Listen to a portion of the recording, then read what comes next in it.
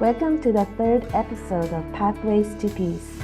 This podcast aims to strengthen the leadership of our network and amplify the diverse religious voices working toward peace in the lead up the 10th Governance Assembly in Singapore.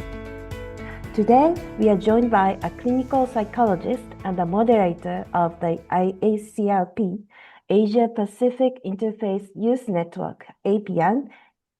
Please welcome Dr. Renz Argao. Hello, everyone. Thank you for having me, Hiroyo, and I'm happy to join you in this podcast, Pathways to Peace. Thank you very much. I'm so excited to have you for the third episode of podcast. And thank you for having me. I'm also looking forward to share my thoughts, especially as we prepare for the upcoming 10th Assembly in Singapore. Thank you. So let me ask you first, could you briefly share your journey with ACRP and what inspired you to dedicate your leadership to interreligious peace building?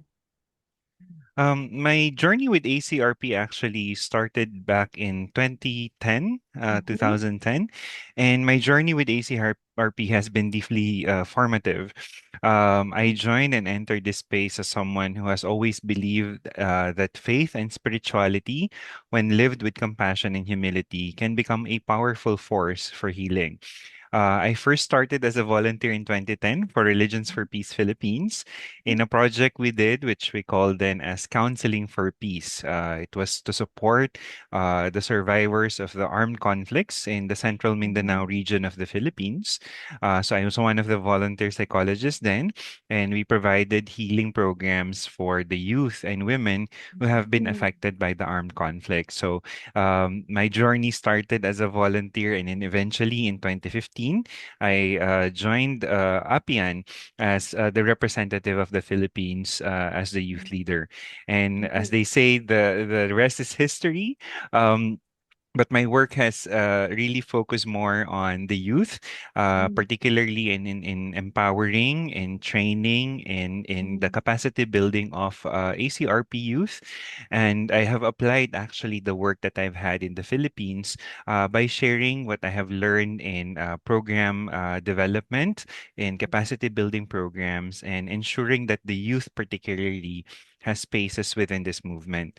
What inspired me to dedicate my leadership to interreligious peace building actually is the realization that many of the conflicts that we see today are not only political or social. They're also deeply human. There are about our fears, about wounded identities, about exclusion, and also the inability to see the dignity of the other. And through ACRP, I found a community, an organization, a movement that does not merely talk about peace as an ideal, but we work to make peace concrete, through dialogue, through solidarity, through service, and through our shared action. So it is those experiences I've had working with our youth, particularly, and how interreligious spaces have led to many collaborative work that really inspired me and made me feel that this is the space where I want to dedicate my service. So for me, that work really is about honoring our deepest convictions and our beliefs while choosing to stand together for the dignity and the flourishing of all people. Oh, thank you. Thank you for sharing this.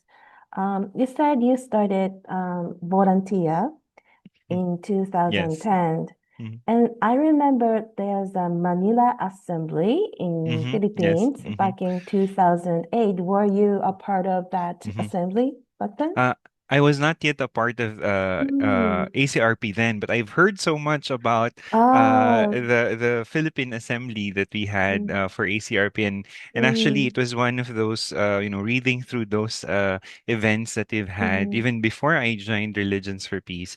mm, Actually, were the motivation for me, including the many Asian assemblies and the youth camp the mm, 2014 youth camp. I was not able to mm. join it, but I heard so much about Oh, it, and it really yes. inspired me Mm, to work also to ensure that yeah. we can create more of those spaces. Mm. Wow, that's wonderful. Thank you. Thank you. Okay. So I have a second question to you. Mm, In your current capacity as ACRP leader, what is the primary focus of your work this year? Also, from your perspective, what is the most pressing challenge facing religious harmony or human rights in this region today? Mm. Actually, since we're already preparing for our 10th General Assembly in Singapore, Mhm, the focus really this year is preparation for the Youth Pre-Assembly that is mhm, happening alongside our General Assembly.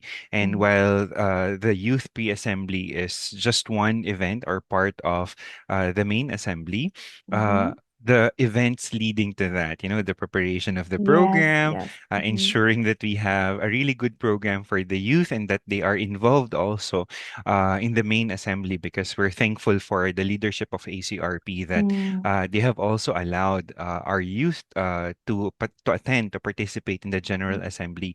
And we lobbied, we worked to ensure to have youth representation there because we mm, wanted to also train them and prepare them to become future leaders of ACRP. So while we're preparing for the assembly and the youth pre-assembly, we are also preparing by training, by looking for, by connecting, engaging with mm, our youth from all over Asia, from our mm, ACRP national chapters, and looking for potential future APIYN leaders who mm, will serve in the next assembly and beyond. Okay, and part of that is to train them, to equip them to become good ACRP leaders as well. The reason for that is I mm, believe that it's important to mobilize and empower mm. the young Yes, people true. as Mm, active agents of peace. yes. Reverend Camille has always, I always quote him in this. I Mm, remember him saying that the youth of ACRP are not just our future, they are our present. So mm, that's why now my focus really is to ensure that we are able to prepare future youth leaders of ACRP. And through APIYN, we are also creating those spaces for young leaders mm, who can listen deeply, reflect critically, and most importantly, to act courageously on the issues that matter. And mm, on your question on what pressing, challenging challenges no, that face religious harmony today, I believe that it's really the mm. growing fragmentation of society. Okay. Yes. In the past years, we're seeing increasing polarization. Mm, We move towards creating a society that while we mm, did have borders as mm, nations, we started forming one human family. But mm, now we reverted back, to mm, focusing only on our differences. Okay. mm, And there's a lot of misinformation, discrimination, and even mm, the mm, use of religion mm, to divide people. So mm, in mm, many mm, places, not just in Asia, mhm, the youth, the young people are inheriting these conflicts that we did not create. But mm, then we are asked to carry the right. burden of repairing them. Mm, So I think that this is where our work, mm, APIYN and ACRP, this is where our work is important. mhm, We need to help young people understand mm, that peace is not passive. mm, Peace is moral courage. It requires our capacity to listen when it's difficult, to protect human dignity, even when mm, it's not what's popular, or viral. mm, And of course, also to build relationships across the lines of our differences. Because while we are all different as a human mm, family, we mm, still share the same home, the earth, and mm. we share the same humanity that we have. Yes. Thank you. The third question. Why is interfaith action so attractive to some young people today compared to Mm-hmm. traditional religious structures? Mm-hmm. Well, I think the youth today, and I often say this in my speeches, is Mm-hmm. that we have a generation of youth that's more connected than ever. as compared Mm. to older generations because Mm. of the internet, because of social media. So we're connected Right. everywhere. Yeah. You can Mm-hmm. I know what's happening to the youth in the United States, in Mm. Japan, in Singapore, Mm-hmm. etc. Yeah. In real time. Mm. So I think that connectivity has Mm. allowed us also to break the differences Mm. caused by the distance, caused by Mm. our own religious differences. And Mm. I think the youth are attracted to action because it is actually participatory. Mm. It's very inclusive, it allows participation, it Mm. allows young people to contribute. It is relational because in interfaith action, we don't look at the people we work with based on their beliefs or Mm. other identities. We see Mm. them as people and we see them Mm. as friends, we see them as colleagues, we see them as co-volunteers, co-actors in our Mm. work for peace. Mm. And since it's also relational, it's also allowing us to reach out to others, especially because interfaith action is grounded in real world concerns. Mm. Young people today are not simply asking, what do we believe in? But Mm. many of us are asking now, how do our beliefs, how can our beliefs respond to suffering, to injustice, to conflict, to poverty, and even the climate crisis that's happening now? Yeah. And well, I still believe that, of course, traditional religious structures remain very important. Those True.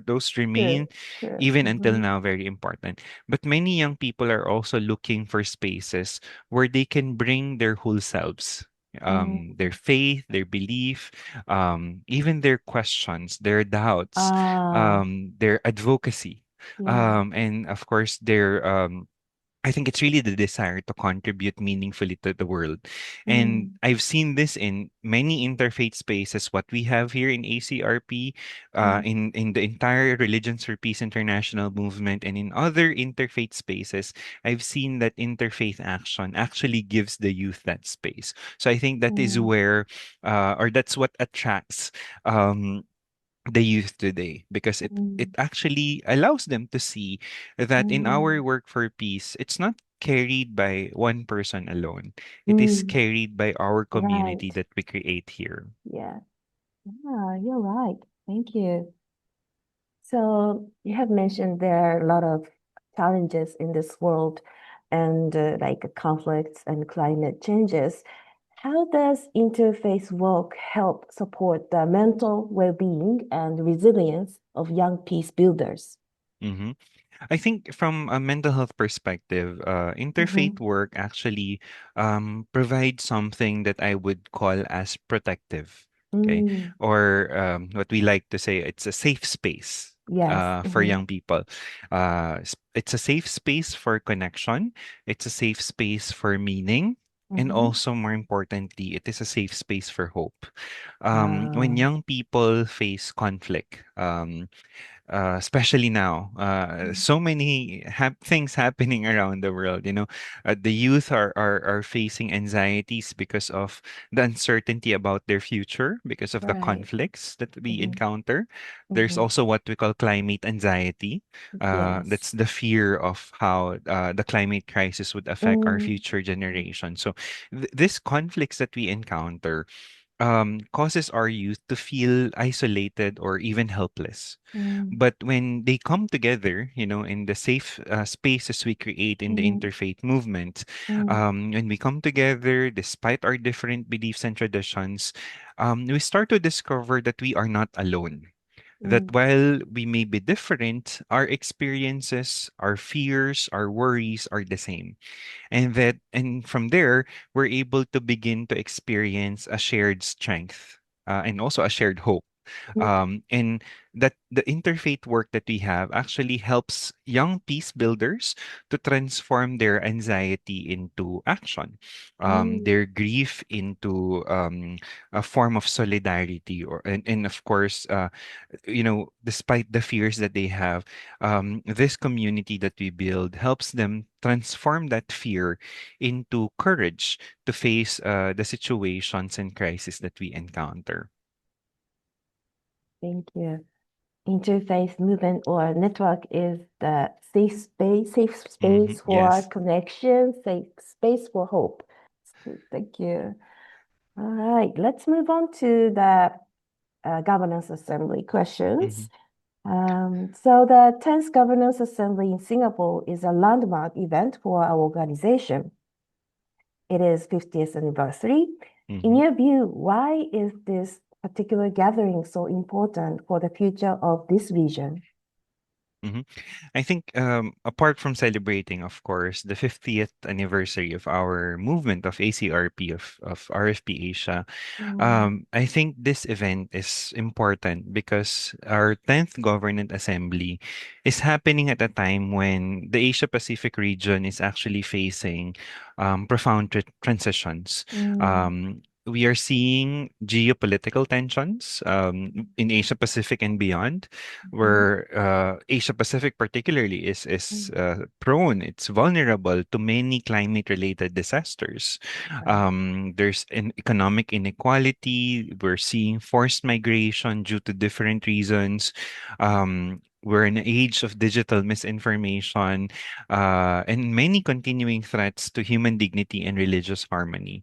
So, Mm, because of this, many different crises that we're encountering, and in this context, mhm, our governance assembly is not just an organizational gathering. It's not just mm, ACRP leaders meeting mhm, together. mhm, It is actually a spiritual and a moral moment. It is our opportunity for the religious leaders, our women leaders, our youth leaders, and also the yes, many peace builders across the region to right. also ask, Mhm, what kind of Asia Pacific region do we want to help build? And I think mm, our theme really captures that. And exactly. how we really want to shape Asia, the future of Asia Pacific. So Yes. I think that's what we are asking. What kind of Asia Pacific do you want to see for our future?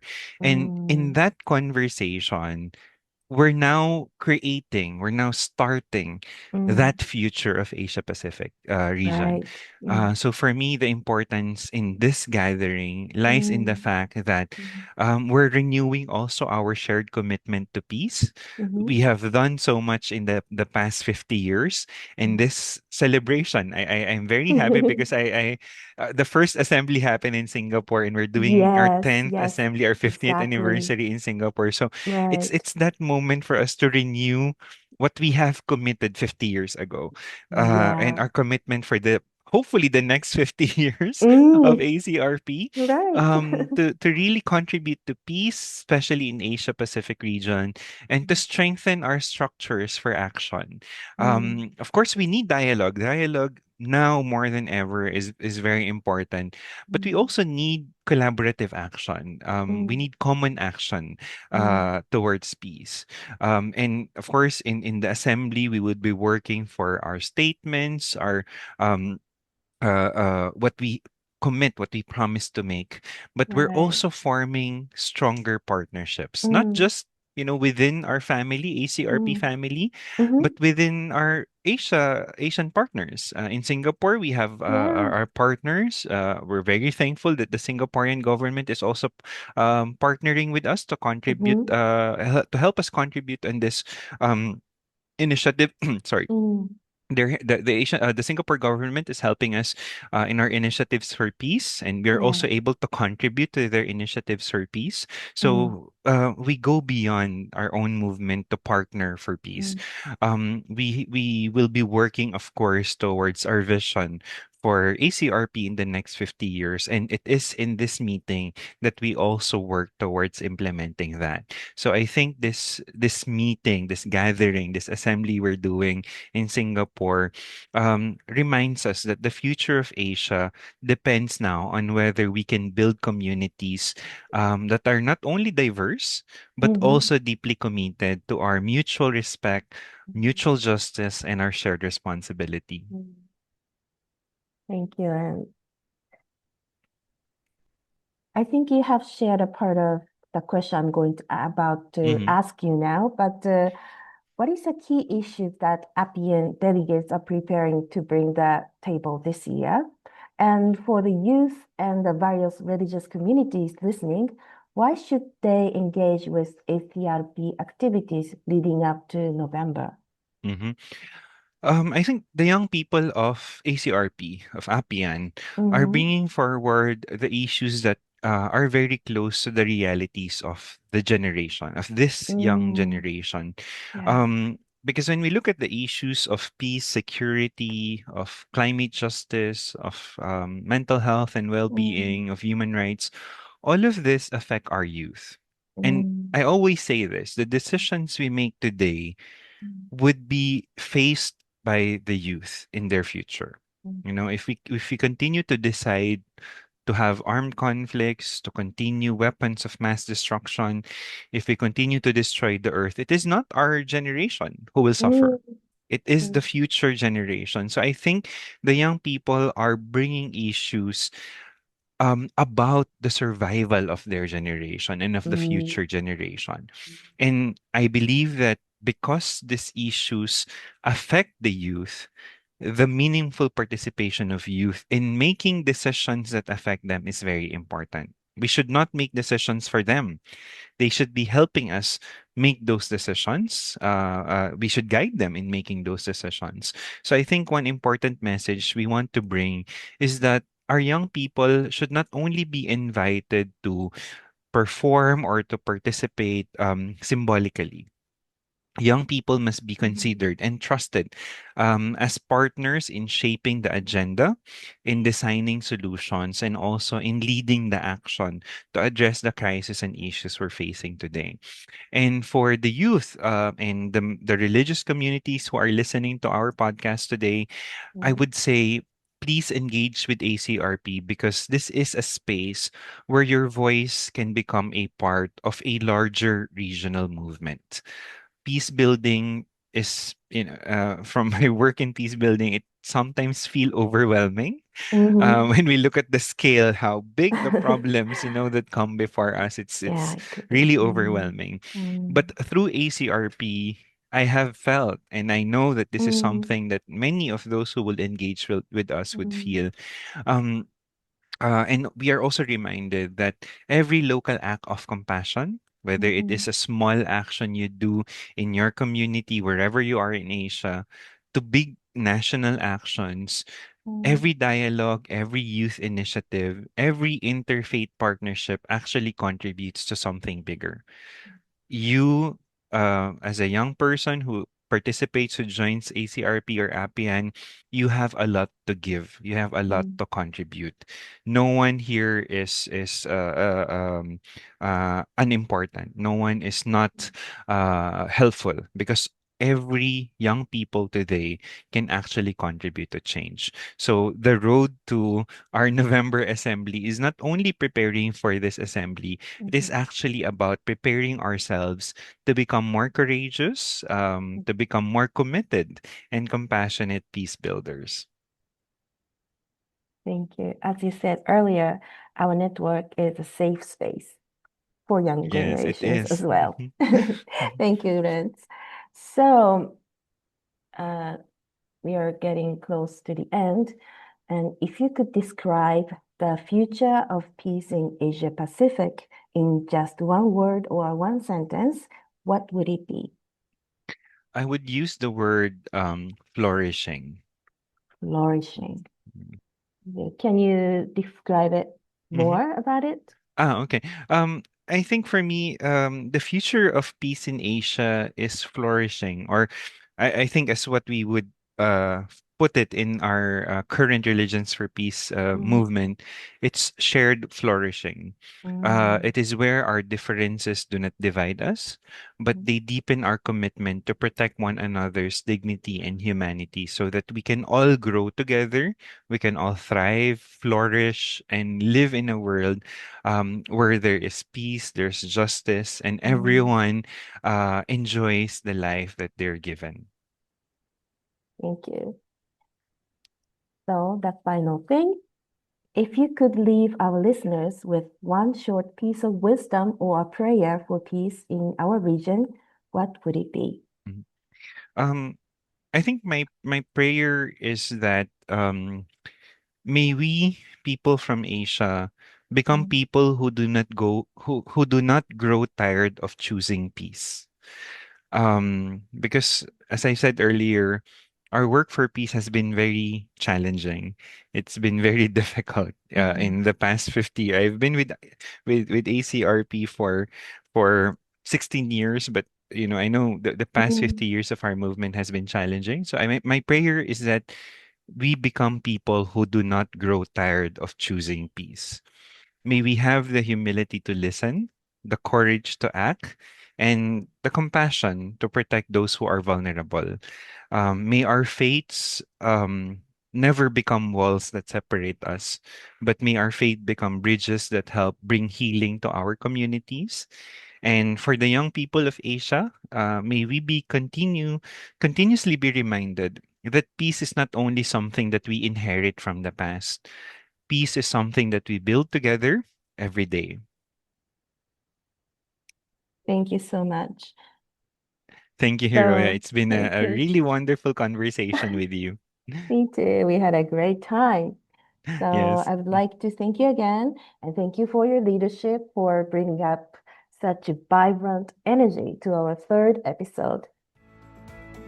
You've been listening to episode 3 of Pathways to Peace. Our journey to the 10th Governance Assembly continues. Stay connected with us on our official website and social media for more updates.